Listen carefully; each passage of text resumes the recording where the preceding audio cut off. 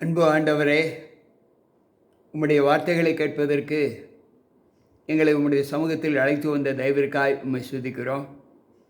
இந்த செவ்வாய்க்கிழமையின் ஆசீர்வாதத்தை நாங்கள் பெற்றுக்கொள்வதற்கு உம்முடைய தெய்வீக சத்தம் எங்களை எழுப்பினதற்காய் ஸ்தோத்திரம் ஆண்டவரே.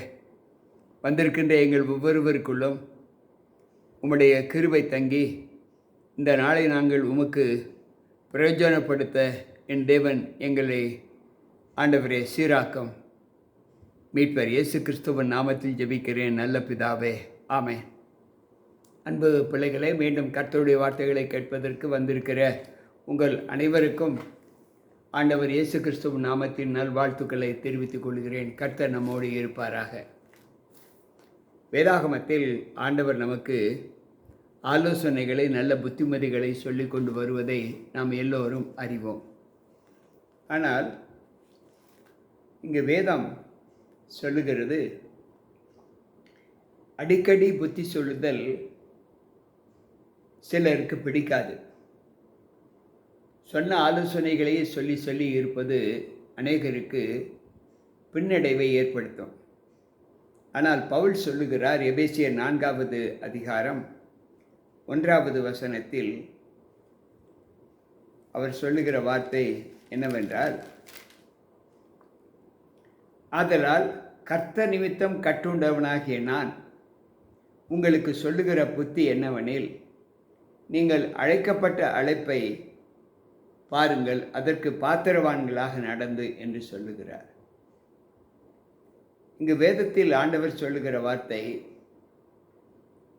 கர்த்தர் நிமித்தம் கட்டுண்டவனாகிய நான் சொல்லுகிற வார்த்தை என்னவென்றால், நீங்கள் அழைக்கப்பட்ட அழைப்பிற்கு பாத்திரவான்களாய் நடந்து என்று சொல்லுகிறார். நாம் யாரால் அழைக்கப்பட்டு இருக்கிறோம்? அந்த அழைக்கப்பட்ட அழைப்பிற்கு நாம் எப்படி பாத்திரவான்களாக இருக்க வேண்டும்? எபேசியர் 4வது அதிகாரம் 1வது வசனத்தில் இந்த வாசகத்தை வாசிக்கலாம். அன்பு பிள்ளைகளே, சற்று யோசிப்போம். பிலிப்பியர்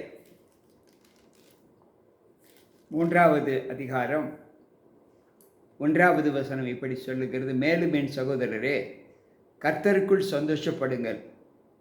எழுதினவைகளே எழுதுவது எனக்கு வருத்தம் அல்ல, அது உங்களுக்கு நலமாய் இருக்கும். இங்கு சொல்லுகிறார், எழுதினவைகளே எழுதுவது எனக்கு வருத்தம் அல்ல, அது உங்களுக்கு நலமாய் இருக்கும். எத்தனை முறை ஆலோசனையை சொல்லுவது என்று யாராவது கேள்வி கேட்டு இருக்கிறோமா? ஆனால் பேதுரு பக்தன் ஆண்டவரை பார்த்து கேட்கிறார், ஆண்டவரே, ஒரு சகோதரன் ஒருவன் எனக்கு விரோதமாக பாவம் செய்தால் அவனை நான் எத்தனை முறை மன்னிப்பது என்று கேட்கிறார். ஆண்டவர் சொல்லுகிறார், அவன் எப்பொழுதெல்லாம் பாவம் செய்திருக்கிறாரோ அத்தனை பாவங்களையும் மன்னியும். 7 முறை அல்ல, 7 தரம் என்று சொல்லுகிறார். அன்பானவர்களே, சற்று யோசிக்க வேண்டும். ஆனால் மன்னிக்கக்கூடிய குணம் நமக்கு வேண்டும் என்று சொல்லுகிறார். ஆனால் புத்திமதி எத்தனை முறை சொல்ல வேண்டும் என்று யாராவது கேட்டு இருக்கிறார்களா? இவ்வளவு புத்திமதி தான் சொல்ல வேண்டும், அதற்கு மேல் புத்திமதி சொல்ல வேண்டியது இல்லை. எத்தனை முறை புத்திமதி சொல்ல வேண்டும் என்று நீங்கள் கேட்டு பாருங்கள் ஆண்டவரிடத்தில், அல்லது உங்கள் பெற்றோர்களிடத்தில் கேட்டு பாருங்கள். அன்பு பிள்ளைகளே, புத்திமதி என்பது வேதம் கொடுக்கிற மனுஷியகத்துக்குரிய, உலகத்திற்குரிய புத்திமதி அல்ல, ஆன்மீகத்திற்குரிய புத்திமதியை சொல்லுகிறார். நீதிமொழிகள் 3:13 சொல்லுகிறார், ஞானத்தை கண்டடைகிற மனுஷனும் புத்தியை சம்பாதிக்கிற மனுஷனும் பாக்கியவான்கள் என்று சொல்லுகிறார். அப்படி என்றால் ஒரு மனிதன் அவன் உணர்வுகள் அறியப்பட்டதற்கு பின்பு அவன் மரிக்கும் வரை அவனுக்கு ஆலோசனைகளும் புத்திமதிகளும் தேவைப்படுகிறது என்று வேதம் கற்றுக் கொடுக்க. அதற்கு ஒரு முற்றுப்புள்ளி இல்லை. புத்தியை சம்பாதிக்கிற மனுஷன் எப்பொழுது வேண்டுமானாலும் ஞானத்தை சம்பாதிக்கலாம், புத்தியை சம்பாதிக்கலாம். ஆனால் இந்த வேத ஞானத்தை சம்பாதிப்பது வாலிப பிராயத்தில் மட்டும்தான். அந்த வாலிப பிராயத்தில் தேவனுக்கரிய ஞானத்தை, அவருக்கு பயப்படுகிற புத்தியை நாம் சம்பாதித்து விட்டால் அது நம்மை யுக நெடுகிலும் வழி நடத்தும் என்று ஆண்டவர் சொல்லுகிறார். ஏன் வாலிப பிராயத்தில் உலக இன்பங்களை அனுபவிப்பதை விட்டுவிட்டு தெய்வீக தன்மையில் வாழ வேண்டும் என்று ஆண்டவர் சொல்லுகிறார் என்றால், வாலிப பிராயம் என்பது உலகத்திற்குரிய இச்சைகளை ஈர்க்கக்கூடிய ஞானம், அந்த புத்தி. அதில் சீக்கிரமாய் வாலிப பிள்ளைகள் மதிமயங்கி போய் விடுவார்கள். அந்த காலகட்டங்களில் அவர்களுக்கு புத்திமதி அவர்கள் ஏற்றுக்கொள்ளக்கூடாத ஒன்றாக காணப்படும். எனவே அநேக வாலிப பிள்ளைகள் மதிமயங்கி கீழ்ப்படியாமல் தங்களை பெற்றெடுத்த பெற்றோர்களுக்கும் தங்களை உருவாக்கின ஆண்டவருக்கும் பிரியமற்றவர்களாய் காணப்படுவதை நாம் குடும்பங்களிலே பார்க்கிறோம். ஆண்டவர் சொல்லுகிற வார்த்தை புத்தியை சம்பாதி என்று சொல்லுகிறார். அன்பு பிள்ளைகளே, புத்தி என்றால் என்ன? ஆண்டவர் சொல்லுகிறார், நானே புத்தி என்று சொல்லுகிறார். அப்படி என்றால் என்னை கண்டடைகிறவன் ஜீவனை கண்டடைகிறான், கர்த்தரிடத்தில் தயம் பெறுகிறான் என்று ஆண்டவர் சொல்லுகிறாரே. அந்த வார்த்தை எதை குறிக்கிறது? நாம் சற்று யோசிப்போம். தேவனோடு இசைந்திருக்கிற காலங்கள் நமக்கு நிச்சயமாக நன்மையைத்தான், ஒரு பலத்தை தான் கொடுக்குமே தவிர, அவரை விட்டு விலகுகிற காலங்களில் இருக்கக்கூடிய உலக ஆசீர்வாதம் நம்மை ஒரு நாளும் மேன்மைப்படுத்தாது என்று வேதம் சொல்லுகிறது. தேவனை விட்டு வழி விலகுகிற பிள்ளைகளுடைய புத்தி கொஞ்ச நாளைக்குத்தான் இருக்கும். அந்த ஆசீர்வாதம் அவர்களுக்கு முழுமையான பலத்தை கொடுக்காது. ஏனென்றால் ஆண்டவர் சொல்லுகிறார், என்னை விரும்பாதவர்கள், என்னை வெறுக்கிறவர்கள் தங்களை மரணத்திற்கு ஒப்பு கொடுப்பதற்கு விரும்புகிறார்கள் என்று வேதம் சொல்லுகிறது. நீதிமொழிகள் 8:36 இதை வாசிக்கலாம்.